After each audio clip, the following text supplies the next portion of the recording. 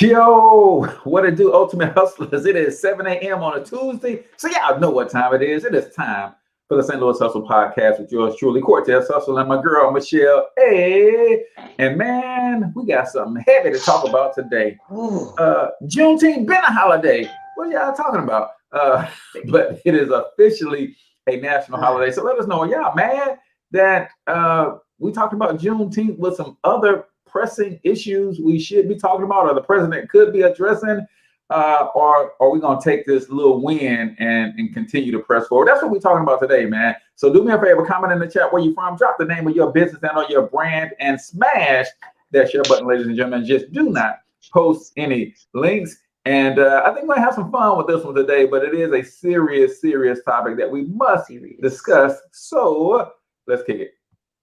Growing up in St. Louis has never been easy, and most say if you want to succeed here, that you must leave and put down roots somewhere else because of the strong crabs in a barrel mentality here. I don't know if I'm just an optimistic person, but to see people like Chuck Berry and Nelly make it in the music industry, or the Roberts brothers and Dave Stewart in business, or William Lacey Clay Jr. in politics, can we blame the city, or is it that people just aren't hungry enough? We're talking to all of the movers and shakers in this town, from entertainers to politicians, social activists and organizers, and of course, entrepreneurs. Is there a curse on this city that holds people back? Is there an unseen hand that decides who makes it and who doesn't? You're about to find out. Welcome to St. Louis Hustle.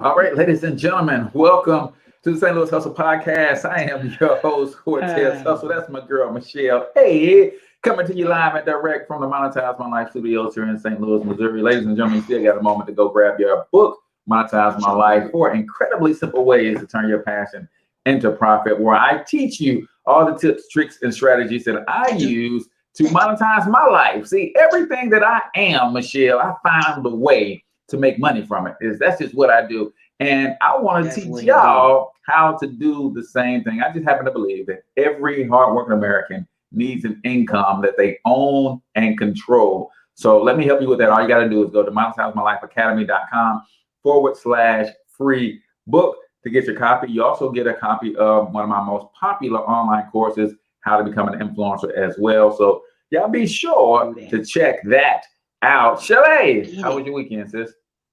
Hey there, sir. Weekend was wonderful. That was a wonderful weekend. It was Juneteenth-erific. Juneteenth-tastic. It was great. It was a really good weekend. I'm kind of proud of our city a little bit. Some ways kind of proud a little bit. Okay. Because you know when we ain't dancing on cop cars, shaking our asses for the world to see, sometimes we do things all right over here in St. Louis, and we had so many things going on here at home in celebration for Juneteenth. I was really proud that there was so much to do around the area. So in honor of me not doing COVID numbers no more, because we done with it, turn the page, get your vaccination, people. That's all I got to say. If you don't want to get vaccinated, go somewhere and sit down. That's what you do. You know what I'm saying? That's what you do. That's what I want to do. That's what he do it all the time. He's sitting down right now. He got a jump start. He's already there. So I wanted to highlight a couple things, that were going on in the area. Something was pretty cool. The AMC movie theaters were featuring a Black Picture Showcase for Juneteenth, and they had some pretty decent movies. Some were a little stereotypical. Yeah. But others, were like, oh man, I haven't seen that in a little bit. That's pretty cool. So some of the movies they were showing over the weekend were Do the Right Thing, Harriet, The Waterman, which I've never heard of that movie. Probably should have looked it up, but I ain't never heard of The Waterman. Fences, Moonlight, Barbershop 2, the next cut, and then Loving Basketball. Loving Basketball, it was okay. On television, they were doing some of the same thing over the weekend. Some of the major networks were showing, movies. And you know what? I'll just say this, and people probably have their opinion on it, but I don't know why. One movie I have not brought myself to be able to watch all the way through is Selma. And I went to see it at the theaters when it first came out with my kids. They were teenagers. And we got to the part where they was crossing the bridge. I couldn't make it. God knew what he was doing. You tapped out. Man, I tapped out. We was in the theater like this. We were shook. And this was just a poor the what they believe happened, the portrayal of what happened, I believe, or what portrayal of what happened, but it had us shook and we couldn't make it through the movie. We at that scene, we couldn't make it past. It was amazingly it could have been more graphic, I guess. Anything could always be more graphic. Yeah. But for in the movie theater, it was too graphic for us, and we was in there crying and snotting, and we was just like, they was like, can we go? I was like, I never asked. So but I mean, it's no disrespect to our heritage. It's just what they did was so bad. Yeah, it was true. And it was just allowed to happen. Yeah. You know. And what the funny thing is, that wasn't that long ago. Right. So we're not even going to talk about further back the lynchings and the beatings and the mobs. And we're not even going to talk about that. That was what, 40, 50 years, not even 50, 60 years. I'm telling you, we got people who lived through that. Like they still young and kicking. It's like, you hear me? I was a little girl, and that's what was happening. It's crazy. It was crazy. So real quick, let me shout out to Sydney Mealy from Houston, Texas, Custom Comfort Pros LLC, HVAC business in the building. We see Daryl Johnson in here as well. Melissa Wilson is hanging out with us as well. Drop the name of your business and your brand if you'd like to be shouted out. But yeah, there were some wonderful things going on all throughout the weekend. So please continue, madam. No. I was just going to make sure all my devices turned down low. I don't want to have to make sure my beat was down low. We don't want that up high. And so some of the other things they had going on, they had down at the City Foundry, they teamed up with the Taste of Black St. Louis on Saturday, where they hosted, I don't say lots of, but tons of Black businesses that came together celebrating food and drink, etc., art, culture. So I love opportunities where we have an opportunity to come together where we can celebrate, food, art, life, and then just mix in. What I really love about it is how we're all inclusive, right? Yeah. We don't get together as Black people and be like, you can't come in and you can't come in. We open the door freely for people to come in and learn about the culture, learn about the history. So that was something pretty cool. One of the things, our wonderful new mayor, hey girl, our wonderful new mayor was down at Forest Park kicking off this Juneteenth Caribbean Heritage Walkathon at Forest Park.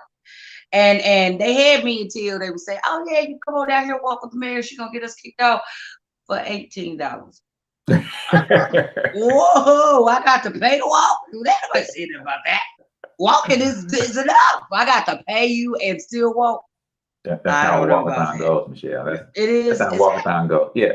See, let me hip you to the T, newly retired Michelle. I've always done that with corporate, and corporate has always paid for your butt to walk. Really? Yes. Who knew? Yes. I'm out here uncovered. My butt was uncovered because they was like $18. I was like, ooh. Do we get a chicken plate with this? Y'all selling real plates with this walkathon? No. What about paying for it? You've been in a lot of walkathons, and your company has always paid for your butt to walk. But now you the company, Michelle. You the company. I always. I should have read the small print. I didn't read the fine print. I'm sorry, it's my bad. I get a rib. I'm like, do I get a rib plate with that? I don't get a vest. I don't nothing for my $18. Yeah, you got to pay extra for your T-shirt. Right. And your company did that for you too, Michelle. So, but now you the company. So I am the company now. I said, y'all go ahead. I'm gonna catch up. See, that's what Juneteenth is all about. Welcome to freedom. You're free to pay your own way is what you're free to do. Right. I was like, I'll catch up. I'll see y'all down at the other end of I'm not going. So, 18 to walk. I'm just going to drive and meet y'all at the finish line. You're right. Yeah, how much is it to skip? I'm not a good walker. I'm a pretty good skipper, though. I can skip. Okay. But so they had a couple more things. Well, they had lots of things in the area. Ferguson even got in the egg. This is about this last best couple. Ferguson got the act. They had a little celebration, which I think is really, really good considering all the Ferguson has been through. We've been so national over the last 5-6 years. So just the fact that they were able to participate. And then, of course, there's always a good reason to get people vaccinated. So the St. Louis County Health did a thing. Oh man, you never miss a moment. You never miss a moment. Got all these black folks gathered together. Oh man, we're gonna be in the mix. Come here, hold still. Happy Juneteenth. Right, happy Juneteenth. Happy Juneteenth. We're gonna kiss you right in the middle of one of these. Gotcha. Gotcha. Really? Really? Can I see the move one more time? I came with you today. Yeah. That's what my weekend was like. So much going on, and there it is. There it is. Well, I will tell you, I normally don't give my weekend, but my niece, we celebrated Juneteenth with my niece gender reveal party. I'm about to be a great uncle up in this piece, and we had a good time. I was team girl, and she is having a girl, so that was super fun for us. This is her first child, and she's one of the youngest grandbabies to be getting ready to have her first child. So my intention was to go to some of the celebrations, but let me tell you, when you start approaching 50, Michelle, you got one event in you. Yes, tell me about it, sir. You got one event in you, and that was it. It was like, there was a time where I would say, hey, I'm gonna go do the gender reveal. We're gonna run down here and howl at the parade. We're gonna go across town. We're gonna do a little something at the Central West End. No, you got one event, Michelle. It's like, hey, spin the wheel. Hey. She'd been planning this for a while. We're gonna do this, and we was out of gas. I love y'all. Y'all pre-50. Y'all just, you know what? Out of gas. I'm tired, baby. I'm tired. I ain't gonna lie. It was a lot. It was a lot. You know what? See, that's one of the things I'm looking forward to, like marriage, because y'all know I'm out there. Let me not. Am I single? I don't even be knowing if I'm single these days. And that's really bad. I forget sometimes. Like if I do date somebody, I forget. I was like, oh hey, I'm out. Oh wait, am I out here? I did go on a date. Now, did we go on a date, or are we dating? Right. Like, I don't know really. I don't know really how to call it. So I don't know. And the probably gonna be a couple people watching, like, what's she talking about? Yeah, it's like I thought we were dating. I changed my status on Facebook. What's she talking about? You know what? That's one thing I never do. This is so far from the subject. Sorry, Lord. I never changed my status on Facebook. Not till I get married. Till I get a ring on this here finger, I'm not changing my status. I don't even really put it out there because I think we know my track record. I am so fickle, and it ain't them, it's me. I'm gonna be honest, it's me. I am fickle, and I like things a certain way, and I know how I want to be treated. There we go. There we go. All right. So before Michelle gets into the A word of the day, I want to know from you guys: are you? Some people seem that making this a national holiday is a slap in the face. So if you feel like it's a slap in the face, then comment slap in the face.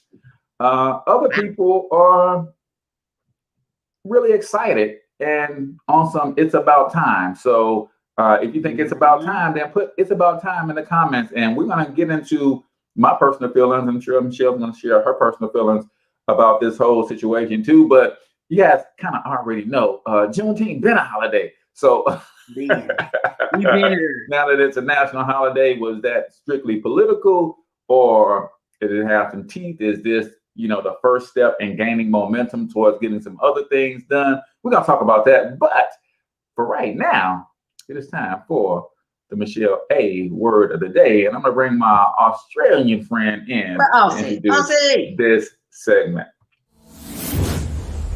And now the Michelle I word of the day.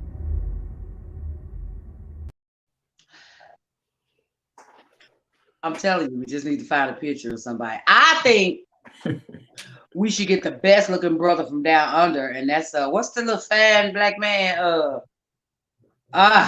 Idris Elba. He's from Australia. He's not from Australia. He is. Where he from? I don't think he's from Australia. He is from Australia. Somebody come in and tell him that Idris Elba is not Just from get your word of the day, and I'm gonna get He's some fact checking going on. Okay, he ain't from Australia. He from somewhere. He got a British accent. No, he is from Australia. I'm gonna put that on something. Nah, I'm gonna put that. He is from Australia for the win. I'm gonna stay with that.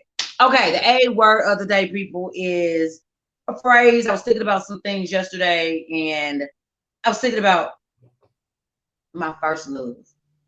Right, not like my first love, but first love, right?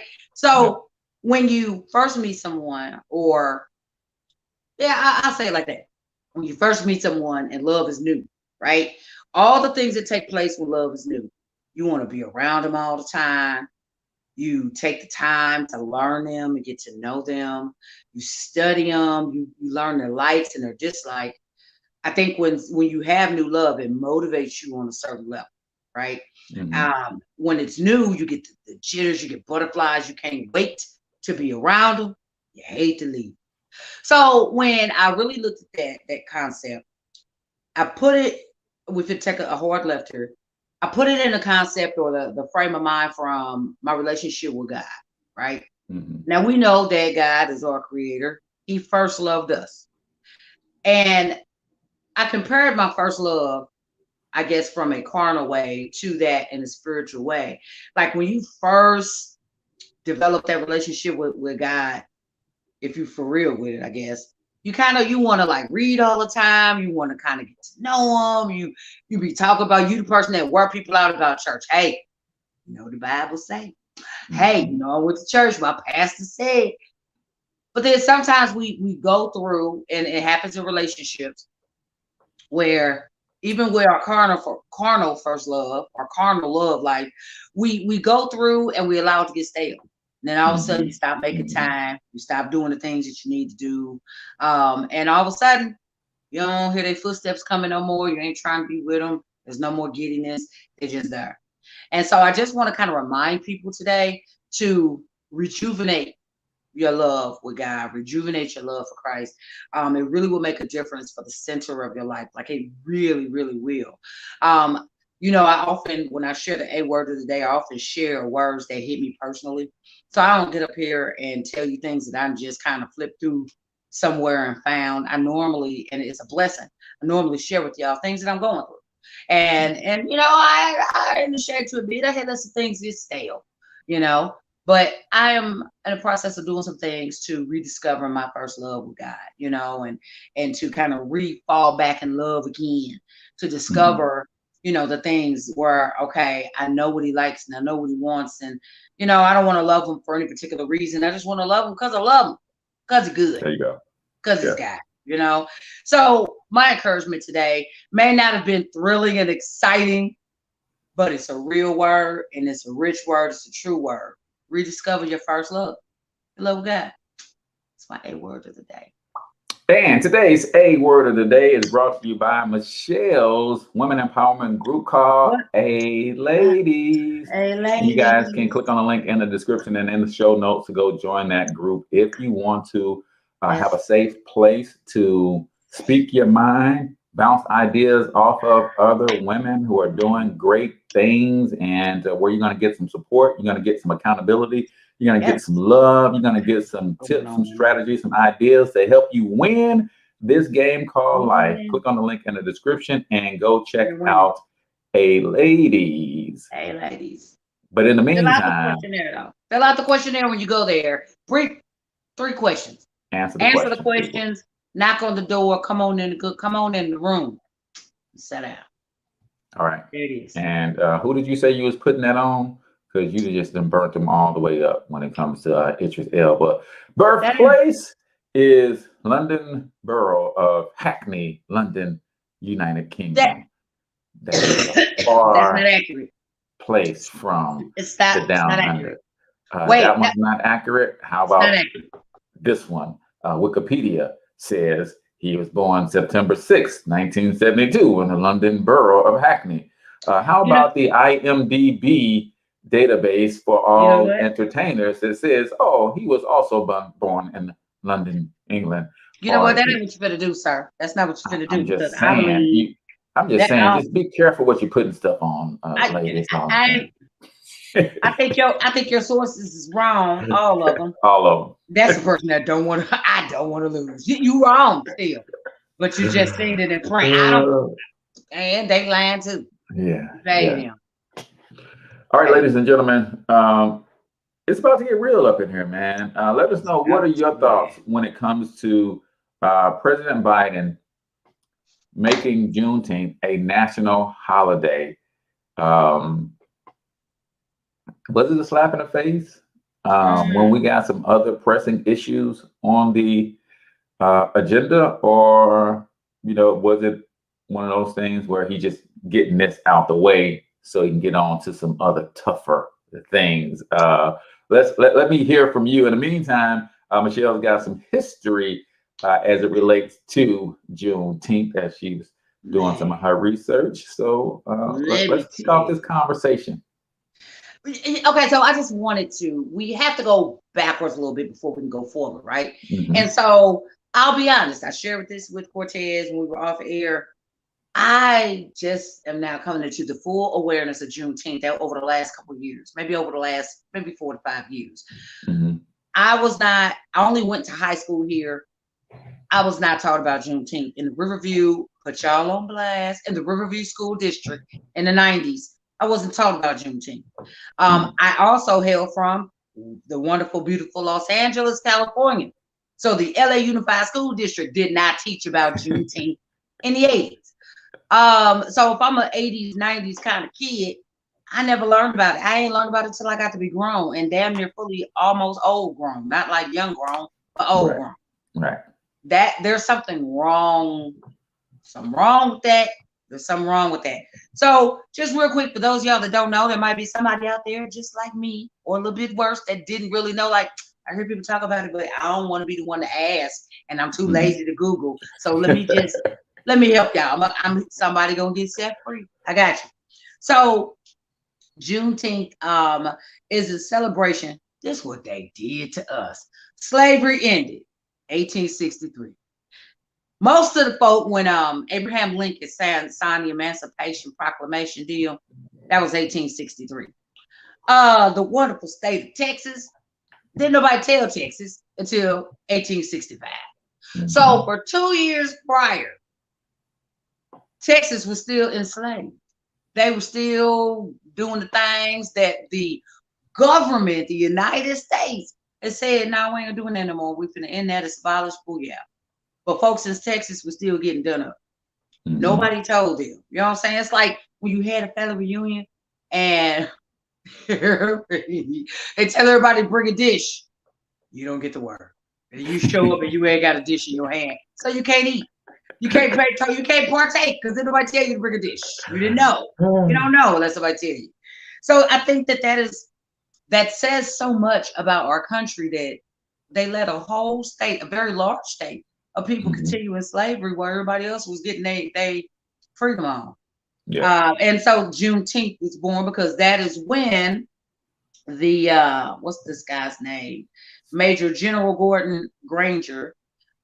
He announced, he the one went and told, thank you, General. He the one went and he had to go tell Texas, hey, somebody tell Texas they cool. Now don't do that. Come on off the plantation. You all right now. They out there shucking and picking cotton, and Texas knew what time it was. They had been calling Texas. They had been sending letters. Texas is blocking their number. They is returning to sender all the mail. So General Gordon had to actually ride over to Texas and knock on the door. And like, hey, listen, man, you've been avoiding my calls. You've been ducking and dodging me. You know why. It's over. I'm trying to help you. Right. Texas like, don't tell them nothing. Look, get down, they coming. They was doing us like Jehovah's Witness. Get down, they coming. Right. They was hiding all the slaves every time a government truck rolled by. I can't. Be quiet. I can't. Get him off the roof. It's like, stop shit. Okay. So here's another factoid. We just talked about how it wasn't taught in schools. I gotta read this little excerpt. I got this from this an online publication, Sun News. And this article that I read, what is this guy's name? I want to try to quote my person, but I think I cut his name out this article. And cut his name out. So I got it from the Sun newspaper though. Okay, so Juneteenth is not taught in most American classrooms because it is not a feel-good story. That's some bull. I ain't did the face in a while.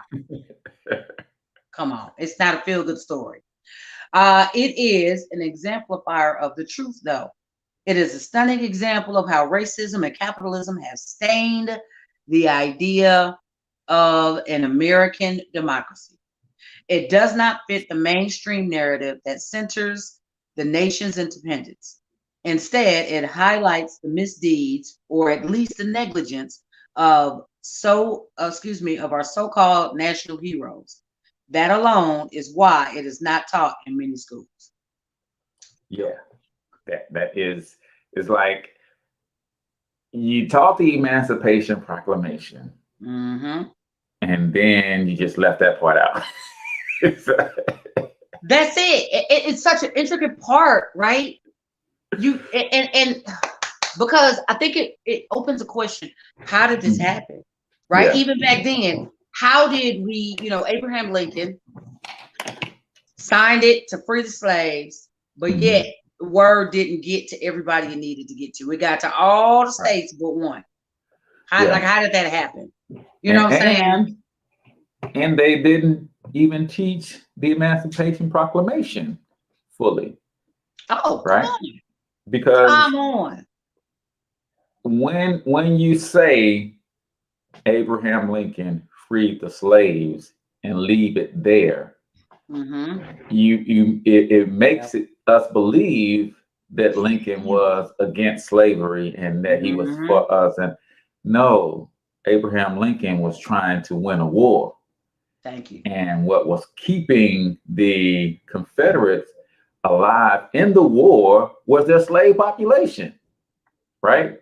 They can go out and get their butts kicked all day long by the Union, and they came home and they ain't have to cook, they ain't have to clean, they ain't have to wash their uniforms, they ain't have to none of that, because they had the slaves to do all that stuff. So the slave was actually keeping them in the fight, even though they seemed to be defeated. And it was Lincoln who said, listen, only way we're going to be able to get these jokers if we turn these slaves loose. Because we know that if we turn them loose, half of them going to come on our side and fight with us. And then we can go ahead and get the job done. And that's exactly what happened. So they don't teach it from that perspective. They just say, hey, Lincoln freed the slaves. So we look at Lincoln a certain way. It's like, no, Lincoln won a war. Is what Lincoln did to unify the country. And that's why there's still so much division to this day, because when you have a group of people who knows that history and then you have a group that do not, there's a certain naivete that creates this natural tension and friction.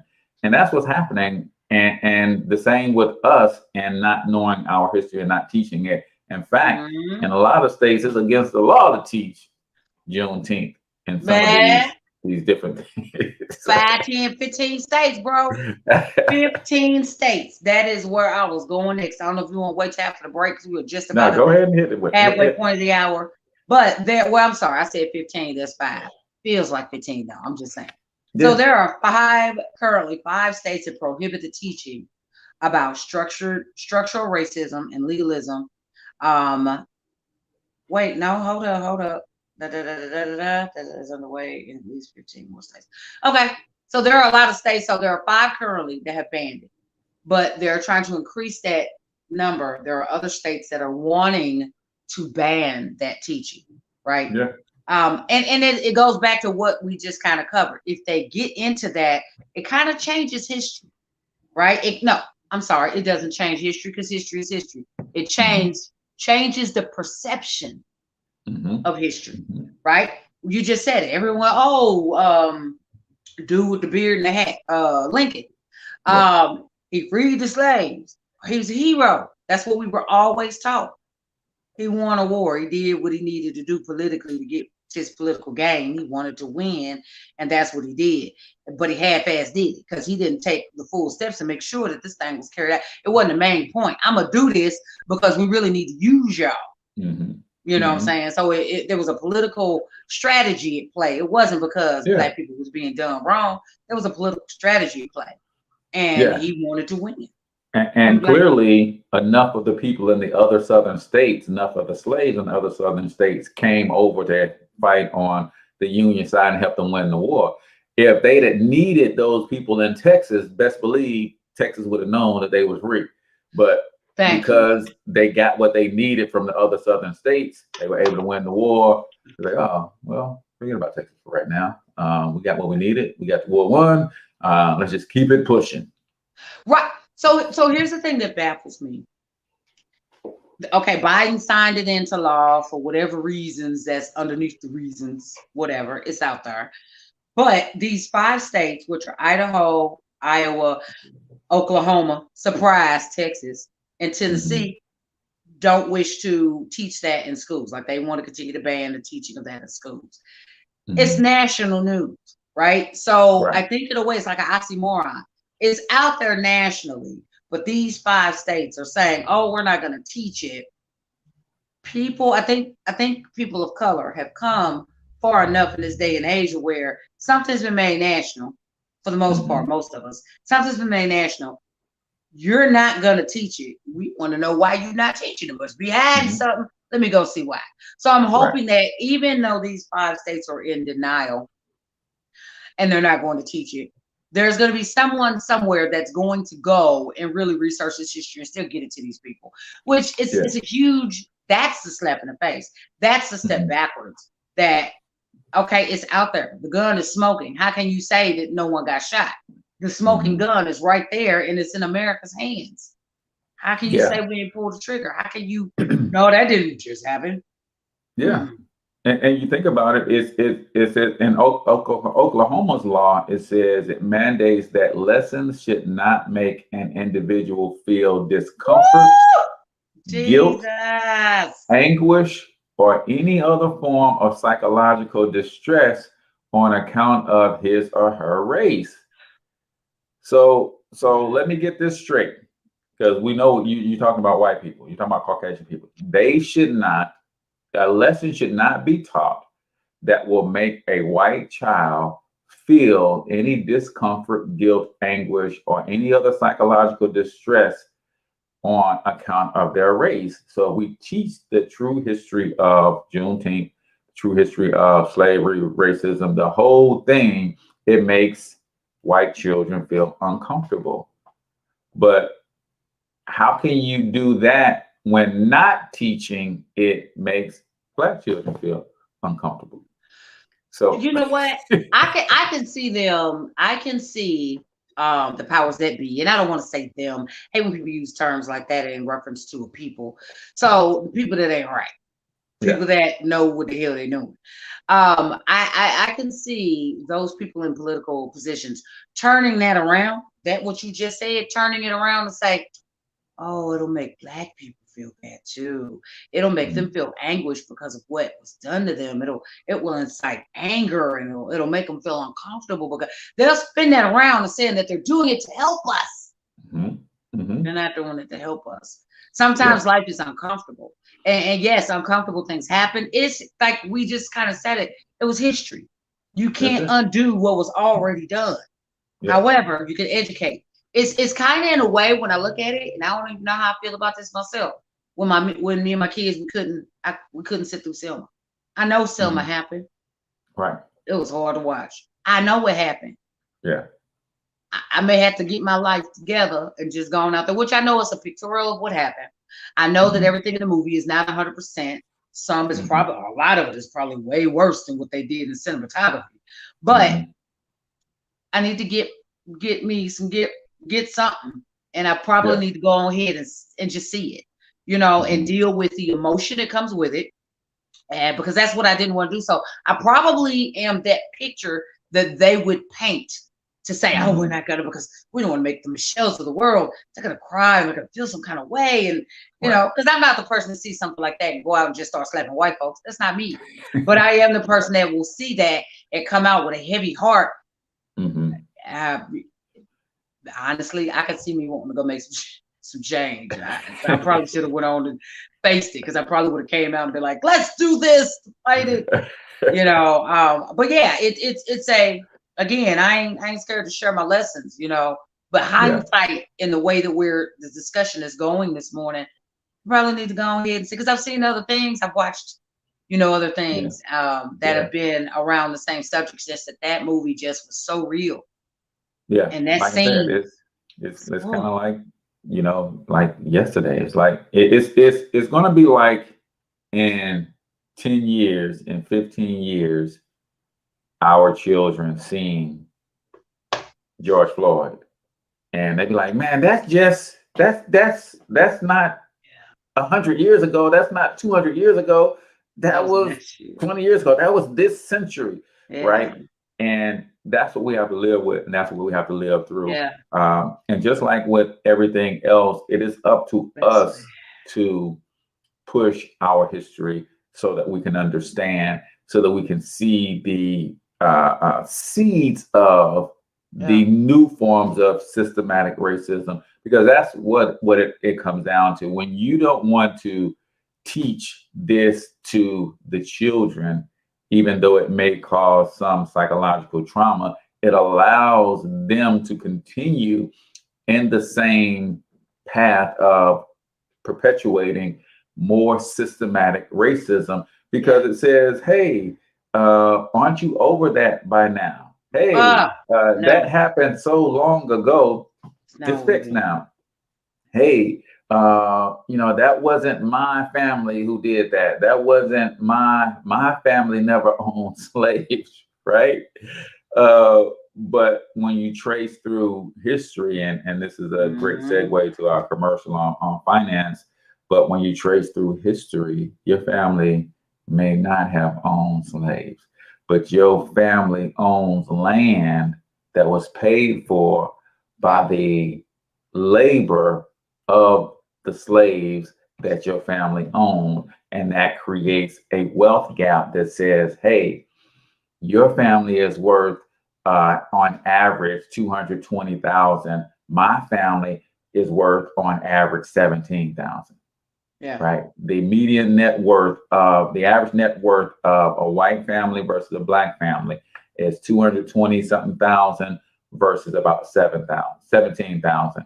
And that's because of the huge head start.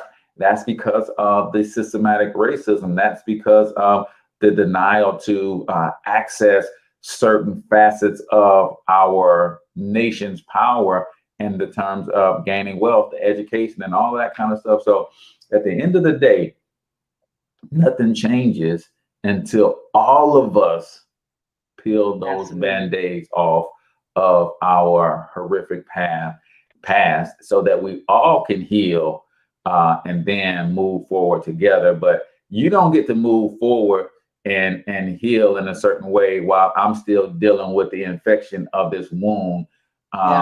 And then expect me to not feel a way about you enjoying your bliss. It's like, no, you are in this euphoric state because of the sacrifices that I made that you forced me to make in order to create this world that you're living in. So we're going to keep this conversation going, man. Let us know, are you satisfied with the signing of the national holiday as one of Biden's first things for the culture, or are you anticipating, you know, some of the bigger issues like voters' rights, like police reform?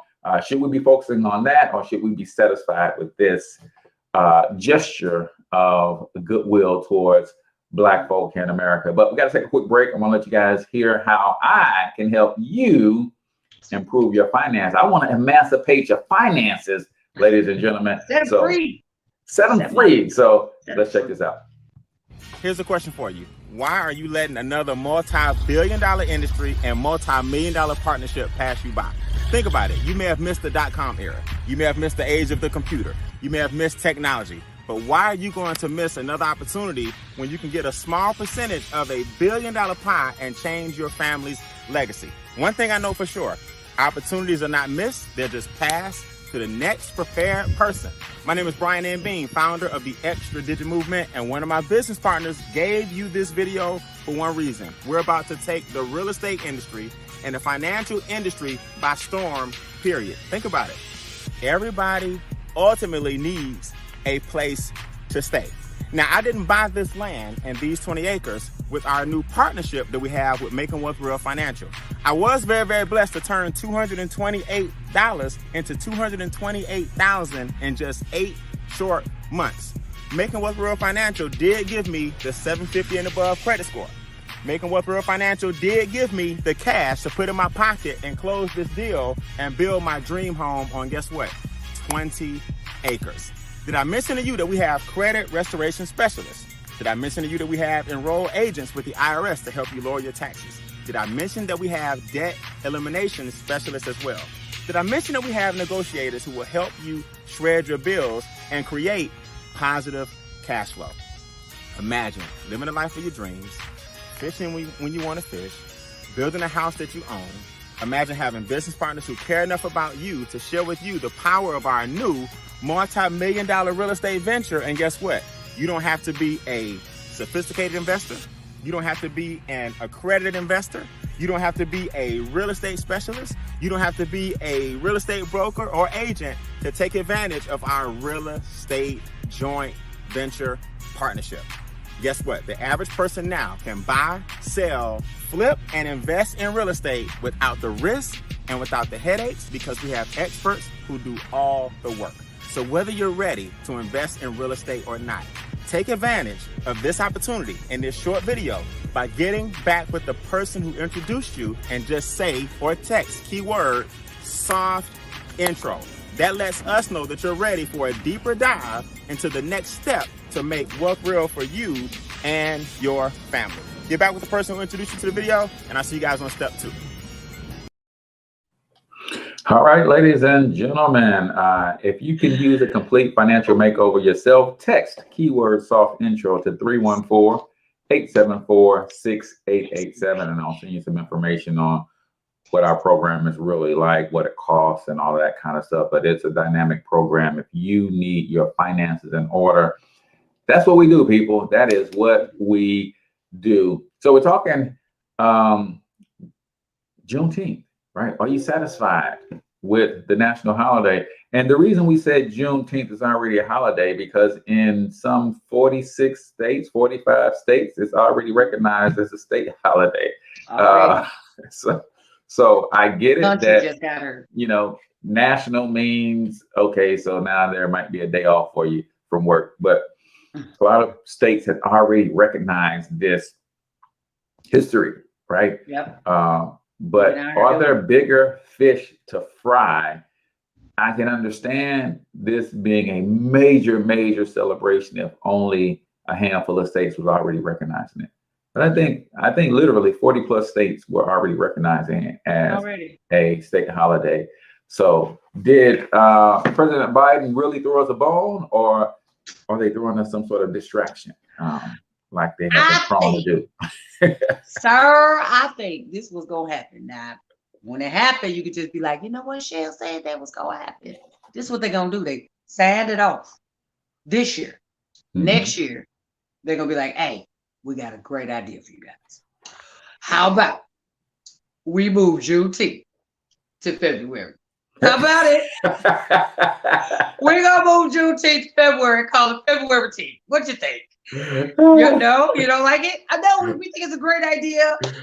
We were thinking they'll have a logic behind it. You gotta have a logic. Well, we figure Black History Month is already in February. You know what? We're gonna move Martin Luther King's birthday. We're gonna put that in February too. And we're just gonna have it. So it's compact. We want you guys to be able to sell it, you guys. Y'all, we want you guys to be able to celebrate all your holidays together in 1 month.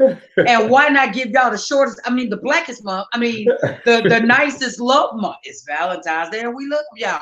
We're gonna give y'all Valentine's month to celebrate y'all stuff. And make February 10th a national, move it just so y'all can anything got to do with Black people, we're just gonna squeeze it in February. That's what squeeze it in, because there's so much going on. Essence Fest Yeah, it's going to February. We're gonna make it February 29th.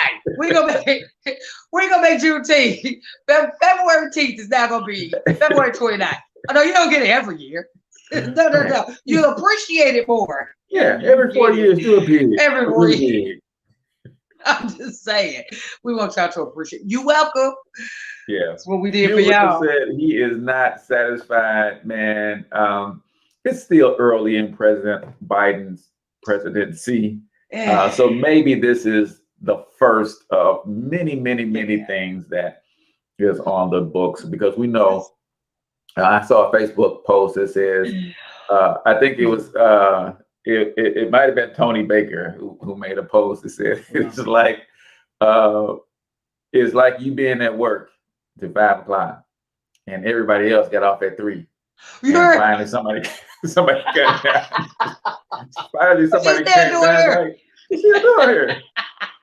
We big on. I just came back. I left my lunchbox. I just came back to get my. What you still doing here? What we not working? Or coming in when you off? I had to do that when I was working. He came in on one little kid that he didn't know was a holiday for us.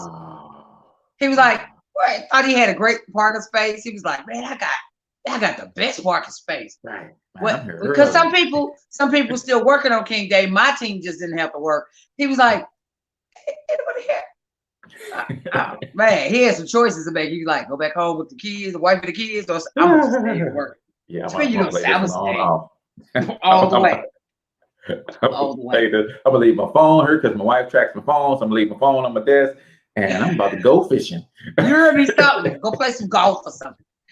Man, you know what? So there's so much to this. My goodness. Yeah. So in looking into all of this, I looked into reparations. Say it with me, people. I wish we could have it appeared above the screen. Reparations. Yeah. Man. Okay. This dude. Reparations, right? So, just really, I've always heard it over the years. Black folks need reparations. What's the other word for reparations? Would it give us our comment? There's another word for it, but the textbook definition for reparation: to serve acknowledgement to the legal obligation of a state or individuals or group to repair the consequences of violations that were done, either because it meaning the state or individual or group, they directly committed the consequence, or they committed the offense, or it failed to prevent the offense. Okay, if nothing else, I think they caused it, but if nothing else, they didn't prevent it. Yeah. They didn't prevent it. So reparations, or I think, should be. So as I dug a little bit further, because they promised us 40 acres and a mule. This is what we're going to give you. We think it's fair. This is back then. Give you 40 acres and a mule for your troubles. Yeah. Black folks is like, all right, we'll take that. We could take a little bit and make a lot. What, you got some bread and some mayonnaise? I could make a mayonnaise sandwich all day. Give me that. Give me that. There you go. We would took it, but we never got that. It got overshadowed by something else, and we never got it. But when I did some research, we as a country expected reprimandation. We respected. Help me, Jesus. We expected reparations from other countries. What countries might that be? Well, I didn't know because I really wasn't a history buff in school. But Germany and Japan, World War I and World War II. We received reparations from Germany and Japan. I don't believe in both circumstances it was in the form of like money or whatever. I think to a degree it was, but then we had other things that come along. But my point is, as a country, the United States received reparations because of those two wars. Now it's internal. We did the effed up stuff. We can't apply the same theory to a class or group of people within our own country, but we expected it, demanded it, and received it from other countries. That's right. Craziness, super crazy. I don't know. What are your feelings, Cortez, on reparations? Well, it is like some people would argue that the Asian community just got reparations. They just called it something else, right? And we know that it's not uncommon, right, to try to right wrongs publicly in this way. We know that Native Americans receive forms of reparation with the lands that they have, and the fact that they don't pay taxes, and some of the universities are free, and that kind of stuff. So it's been done, but I think with us, it creates such a big apology and such an admission of wrongdoing, and not that they don't know that it was wrong, but then if it becomes, I think the one of the biggest fears of those that are in power is that if we are ever empowered, then it becomes an issue where we are going to seek vengeance, right? And I don't think that's the case. And I really believe that America is nowhere near as powerful as it could be. And it's because of you got a large chunk of your population that does not get to play in the game. It's like, if we use a sports analogy, right? And we are winning the game, but barely holding on. But you got all of your best athletes on the bench because of something that you got going on with the coach, right? Yeah. It's like, hey, listen, we don't play freshmen here, but your freshmen can outperform all of your seniors on the team. But because your coaching philosophy says that, hey, freshmen don't play varsity with this team, so now you could be dominating in a much bigger way. But also, I understand that, listen, you know, when we get our focus on the what I call the final two frontiers, Michelle, it is money, science, and tech, right? When we get, those are the final two frontiers for us to master and dominate. And when I say master and dominate, I'm not saying that we don't have rich billionaires. I'm not saying we don't have some of the most brilliant scientists. We do. They're just working for other people and not for us. When we get to a place where we start dominating and holding and hoarding the ownership of our technological advances and things of that nature, one of the things that we tripped out of over the weekend, we saw Kevin Hart's Fatherhood movie. Right. Okay. Oh, it's super dope. It's super dope. And then before that, we saw Oprah Winfrey's tribute to Black fathers, and one of the main storylines was the Black father who lost his child's mother during childbirth, and he's bringing to the light the mistreatment of Black women when they go to the respective maternity wards and things that go on, and that comes from a lack of us owning and controlling our own safety, our own public safety, meaning our own hospitals, clinics, and things of that nature. And that also is a testament to the fact that the dominant society sets all of the rules and the regulations. All the tests are based on them and their culture, their anatomy, and we're different, right? So I think we've got some major hills to climb. And I almost say, Michelle, if we just withdraw from all of the BS, okay, y'all can have politics for a minute. Y'all can have your little holidays and all that kind of stuff. We just gonna focus on getting our money right. We're gonna focus on educating our babies. We're gonna focus on STEM. And when we surface again, y'all gonna be in some trouble. Not from a physical harm trouble, because history has shown that That has never been us. We never wanted to. We the turn the other cheek people. We ain't the okay. I'm gonna shoot you back people, right? So I think really focusing on our things that we can control can really radically change our situation for the better. Yeah, I agree. I think like, so as I sit here in my Wakanda gear, y'all welcome. It's my Juneteenth outfit. Let me give me a little something. Came in the mail right in time for Juneteenth. Okay, anyway, shoulder. Yeah. Come on, shoulder. Okay, so when I think about, and this is, I know this is fictitious, but when I think about Wakanda, right? What's the movie? Black Panther. Black Panther. Mm-hmm. And the oasis, so to speak, of what they created in their country in that movie, right? Yeah. Right. And everything was geared for us by us.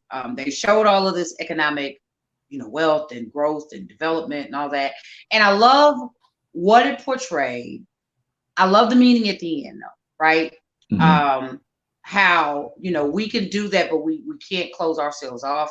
We need to take, we need to be allowed to create and do and have, mm-hmm. right? We need to be able to have and do all those things, but then we need to be allowed to be instituted and placed inside of main society. We don't want to have all of these technological advancements and do all these things so we can break off. Right. We were, you know what I'm saying? No, God scattered us and separated us for a reason. It had some stuff that had to happen. There was some stuff we brought on ourselves way back when, a whole nother story. But if we are allowed, I think in similar fashion, to grow and develop at that level that they did, again, I know this is a movie, but if we were allowed to develop at that level and put that into society, I think that we become players in the game. It's scary, I think. For people, because even in the movie, they were like, "What can you guys teach us?" You country of farmers. What are you going to teach us? Yeah, right. Yeah, we forming this technology on y'all. We forming these gold and these diamonds, and that's what we forming on y'all. Right. but yeah, you're right, and that I think is the biggest. I think that's the biggest fear.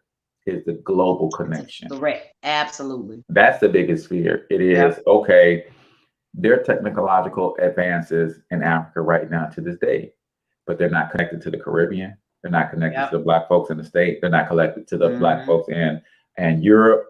But if those dots are connected, Dr. Frazier has a great talk where he speaks about our connections, and he shows a piece of paper with a lot of dots on it. And then on the side of the paper, all the dots are connected. There's nothing wrong with us being dispersed. Right. But to be dispersed and disconnected is the problem. And I think the bigger fear, the greater fear, is not just us coming together, because if we all got our 40 acres and a mule, then that's a boatload of wealth in America amongst the Black community. And you can't tell me that other nations of Black people around the world won't figure out how to connect and create trade and commerce and all that kind of stuff. And that creates a sharing of resources. And I think that's a great fear, man. That's a great fear. So we are last words real quick, Michelle, before we got to get out of here. Man, kind of forever now. I know Love and Spirit says, I'm not mad, but more needs to be done. I can agree with that. Absolutely. Absolutely. Man, my final is, just, we just have to continue to love each other and get connected. And then don't forget your first love, people. Get back to your first love. Love it. So till we talk to y'all next week, get your money up, because you absolutely can do it. But more importantly, you deserve to do it, each and every single one of you. Now hustle up.